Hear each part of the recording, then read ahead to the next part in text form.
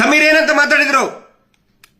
ಒಂದಿಷ್ಟು ಜನಕ್ಕೆ ಬಿಸ್ಕೆಟ್ ಎಸೆದು ಹಿಂದೂ ಮುಸ್ಲಿಂ ಅಂತ ಮಾಡ್ತಾ ಇದ್ರಿ. ದೇವಸ್ಥಾನ, ಹಿಂದೂ ದೇವಸ್ಥಾನದ ಬಗ್ಗೆ ಮಾತಾಡಿದ ಸಮೀರ್ ಅಂತ ಹೇಳ್ತಾ ಇದ್ರಿ. ಏನ್ ಮಾತಾಡಿದ ಸಮೀರ್? ಹಿಂದೂ ದೇವಸ್ಥಾನ ಹಿಂದೂಗಳದ್ದೇ ಇರಬೇಕು ಅಂತ ಹೇಳಿದ. ಅವನು ಹಿಂದೂಗಳದ್ದು ಅಲ್ಲ ಅಂತ ಹೇಳಿಲ್ಲ. ನಾಚಿಕೆ ಆಗ್ಬೇಕು ನಿಮಗೆ. ಒಂದು ಅತ್ಯಾಚಾರ ಪ್ರಕರಣದಲ್ಲಿ ಒಂದು ಹೆಣ್ಣು ಮಕ್ಕಳಿಗೆ ಧ್ವನಿ ಎತ್ತದ ಇಂತ ಸಮೀರಿನ ಬಗ್ಗೆ ಹಿಂದೂ ಮುಸ್ಲಿಂ ಮಾಡ್ತಾ ಇದ್ದೀರಿ ನೀವು. ಶ್ಯಾಮ ನೀವು. ನಿಮಗ್ ಒಂದು ಪ್ರಶ್ನೆ ಕೇಳ್ತೀನಿ. ಒಂದೇ ಒಂದು ಪ್ರಶ್ನೆ.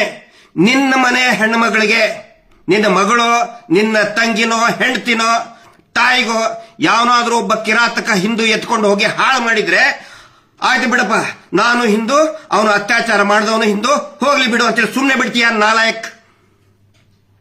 ಒಬ್ಬ ಮುಸಲ್ಮಾನ ಹೆಣ್ಣು ಮಗಳನ್ನ ಒಬ್ಬ ಮುಸಲ್ಮಾನ್ ಕಿರಾತಕ ಎತ್ಕೊಂಡು ಹೋಗಿ ಅತ್ಯಾಚಾರ ಮಾಡಿ ಹಾಳು ಮಾಡಿದ್ರೆ ಆಯ್ತು ಬಿಡಪ್ಪ, ಮುಸಲ್ಮಾನೇ ಮಾಡಿದ ಬಿಡು ಅಂತ ಯಾರಾದ್ರೂ ಸುಮ್ಮನೆ ಬಿಡ್ತಾರ? ಕ್ರಿಶ್ಚಿಯನ್ರಿಗೂ ಕೇಳ್ತಾ ಇದ್ದೀನಿ, ಜೈನ್ರಿಗೂ ಕೇಳ್ತಾ ಇದ್ದೀನಿ, ದಯವಿಟ್ಟು ಈ ಸುಳ್ಳು ಸುಳ್ಳು ಪೋಸ್ಟ್ ಹಾಕ್ತಾ ಇರುವಂತ, ವಿಷ ಉಗುಳ್ತಾ ಇರುವಂತ, ಹಿಂದೂ ಮುಸಲ್ಮಾನ್ ಅಂತ ವಿಷ ಉಗುಳ್ತಾ ಇರುವಂತ ಪೋಸ್ಟ್ ಗಳನ್ನ ದಯವಿಟ್ಟು ನಂಬಬೇಡಿ. ಸಮೀರನ್ ಮೇಲೆ ಸೋಮೋಟೋ ಕೇಸ್ ಹಾಕ್ತಿರಲ್ಲ ನೀವು, ಸ್ವಯಂ ಪ್ರೇರಿತ ದಾಖಲೆ, ದೂರು ದಾಖಲೆನ ಮಾಡಿದ್ರಲ್ಲ, 299 ಅರೆಸ್ಟ್ ಮಾಡೋದಕ್ಕೆ ಬರೋದಿಲ್ಲ. ಸುಪ್ರೀಂ ಕೋರ್ಟಿನ ಆದೇಶ ಇದೆ. ಸುಪ್ರೀಂ ಕೋರ್ಟಿನ ಆದೇಶ ಇದೆ. ಆದ್ರೂ ಕೂಡ ನಿನ್ನೆ ಪೊಲೀಸರು ಬಂದು ಅರೆಸ್ಟ್ ಮಾಡಕ್ ಬಂದಿದ್ರಿ.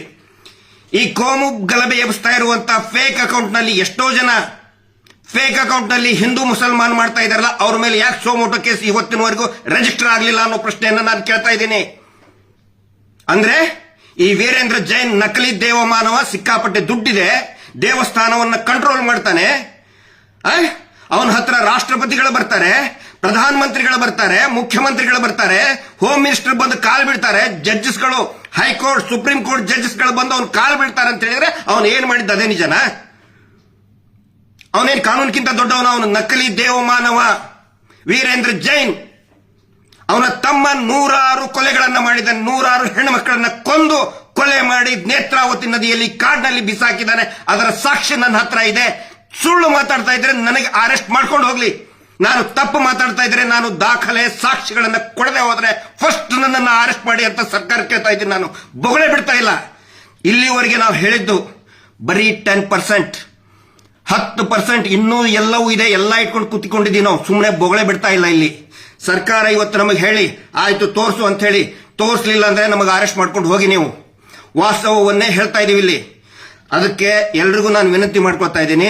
ಸುಮಾರು ಜನ ಕಾಲ್ ಮಾಡ್ತಾ ಇದ್ದಾರೆ, ವಿಶೇಷವಾಗಿ ಯೂಟ್ಯೂಬರ್ಸ್ಗಳು ತುಂಬಾ ಒಂದು ಕಾಳಜಿಯಿಂದ ಒಂದು ಕಾಲ್ ಮಾಡ್ತಾ ಇದ್ದಾರೆ, ಸಿಗ್ತೀವಿ, ಭೇಟಿ ಆಗಬೇಕು ಅಂತ ಹೇಳ್ತಾ ಇದ್ದಾರೆ. ಎಲ್ಲರಿಗೂ ನನಗೆ ಮಾತಾಡಕ್ ಆಗ್ತಾ ಇಲ್ಲ.